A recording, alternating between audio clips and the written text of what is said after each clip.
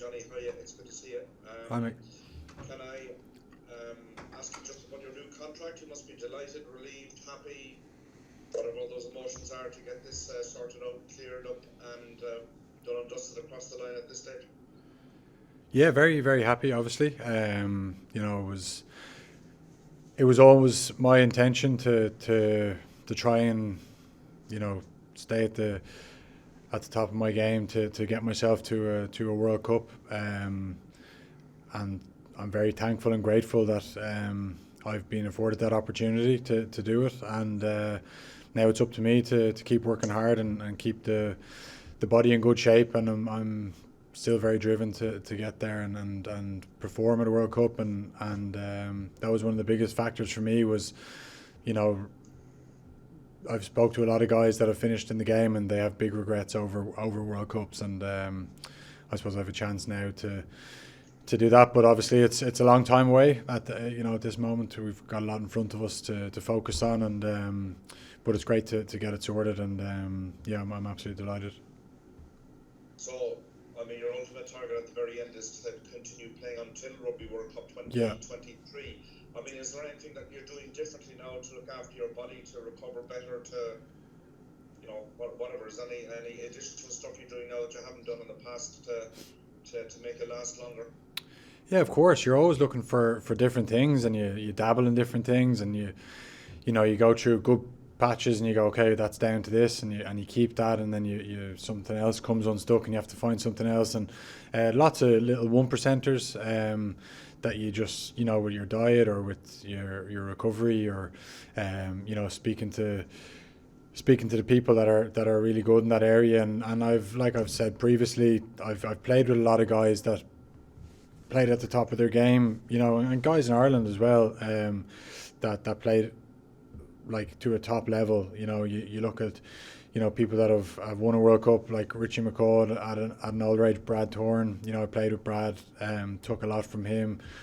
Closer to home, Rory Best, Paul O'Connell, Brian O'Driscoll. All these guys played to a similar age, and so you take bits from all of them. Peter Stringer, Donnacha O'Callaghan, the list goes on. So it's not like it's the first person ever to do it, but for me, I just hope to, and I'm very hungry to stay in the international setup. I don't want to go out with a whimper. I want to go out at the top. So whatever it is, 18 more months to make the most of a career, and then hopefully we can finish on a high. Just a final question for me is in relation to playing England. I think this weekend will be your 15th time playing against England, either home or away. I mean, what's different about playing them, and what do you have to do, particularly in a place like Twickenham, to beat them there? Yeah, look, we haven't had that many successes in Twickenham over the last 10 years. A couple wins I think I've had, in that period, and it's such a tough place to go. The atmosphere, when you think about us and you think about how hard we are to beat in the Aviva, and then it's the same for every other team. It's such a hard thing to do in international rugby, is to go into a hostile environment like this in front of the majority English fans, and perform, and that's what we've got to do. That's what our focus. We've got to learn lessons from the French game, and try and put them into practice and play much better, and obviously England will be looking to get their very best performance out there as well. So it's going to be a big test match. Thank you. Jonny, how are you? Paul here from Conversion. How are you getting on? All right, good, thanks. Congratulations on the contract. How were the negotiations? Considering your age, do you feel you needed to get a lot of convincing in there, or how do they go? What a leading question.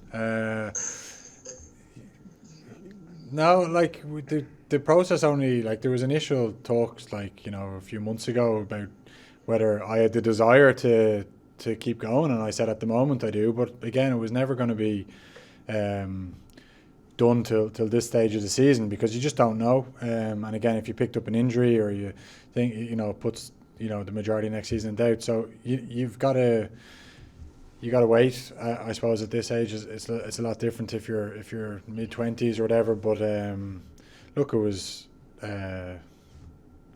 It was like I said, we sat down last week and we sorted it out in a couple of conversations. There's the balance, isn't it, between making sure you're looked after, but also acknowledging that you're 36 and that there's risk that goes with that. But at the same time, all you can do is go on what's in front of you. I've hoped to keep proving my worth, and that's all I can say really. I'm just delighted to keep the dream going, as they say.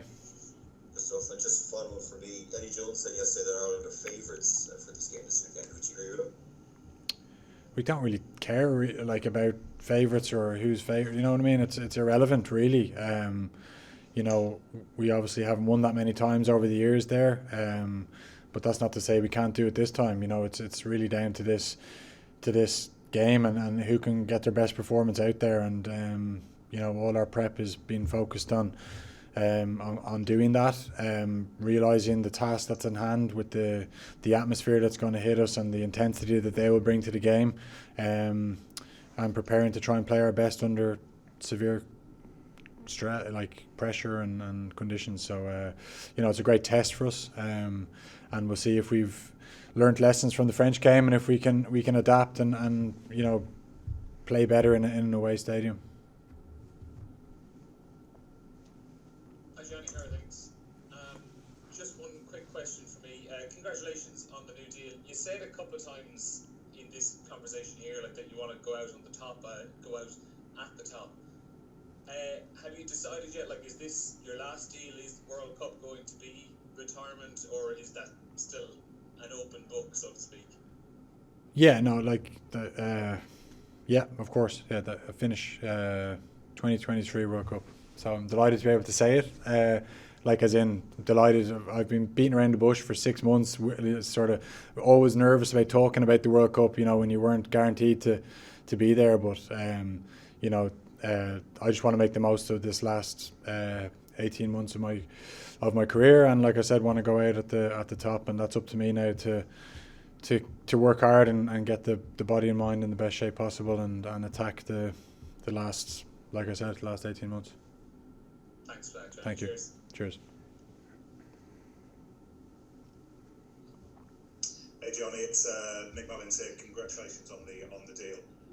Thank you. Just going back to Corky's point about the sacrifices that you're having to make and continue to do to get your body where it needs to be for weekends like this. When you don't have to make those sacrifices again, what's the food or the drink that you're looking forward to tell yourself not to have? Look, it's balance, isn't it? I wouldn't say you still find time in the routine to have the odd beer with your brother or your friends or your teammates, or a glass of wine. So you can still do that as a professional rugby player. I suppose you can probably just do it a little bit more often, which is a dangerous thing when you retire. Look, I'll be honest. I'd say when I do retire, I'd say I'll miss everything about the game. It's an absolute dream, or to do what I've done and to do it for so long. It's incredible, and I pinch myself every day. So just very grateful to keep it going. But I think when I hang up the boots, I'll be lost. I'll be like a lost puppy for the first while. But I'll find something else to throw myself into, I'm sure. Golf maybe. Yeah. I'm sure you'll be busy. One last question from me. In those moments when you've really found top form over the course of the championship so far, what does that feel like for you as a player? Does it have a particular feeling, a particular look when you're out on the pitch? If you know what I mean? Yeah, of course. If you're in good form, it feels great. You know what I mean. If things are flowing and the team is cohesive, and that's my main job, is to make the team play well. And when that's happening, it's the happiest you are. You know what I mean. And that's all I care about is the team playing well and us winning. And you have a big responsibility in that. And when you don't win or you don't play well, it hurts, and then when you do, it's the best. It's absolutely brilliant, and they're the things that you work so hard for, is to have those moments in the game but also after the game, because the the moments that you'll miss most from talking to people is, you know, in the dressing room after a big win. That feeling of the, you know, with the team is one that can't be replaced. You know, so that's what you strive for.